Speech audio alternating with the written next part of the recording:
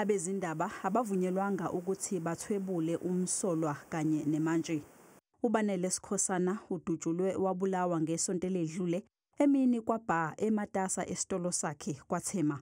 Umsolwa okungunkosikazi wakhe uvele enkantolo ehambisana nenkabi okubikwa ukuthi iyona ayikhokhela ukuze ibulale umyeni wakhe. Ube ngumsolwa wokuqala kuleli cala kulandela ukuvela kokuthi sikhona isamba semali asikhipha ngaphambi kokuthi kubulawe isisulu, kanti ingxenye yale mali wayikhipha sesibulewe. Yes, it's very hurtful to see the wife of his as a person that we welcomed with both hands at our family.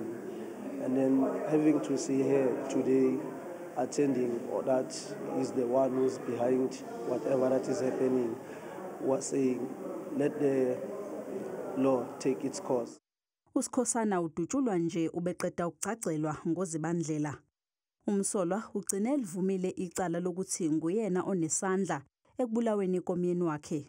Uboshwe ngoLwesihlanu esemakhandleleni elungiselela umngcwabo womkhwenyana wakhe.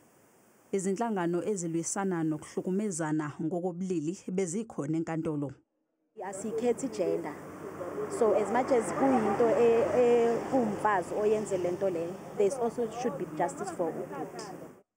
Ngokwembiko bekungesikho okuqala ukuthi lo owesifazane azame ukubulala umyeni wakhe njengoba kuthiwa wake wazama ukumfakela ushevu.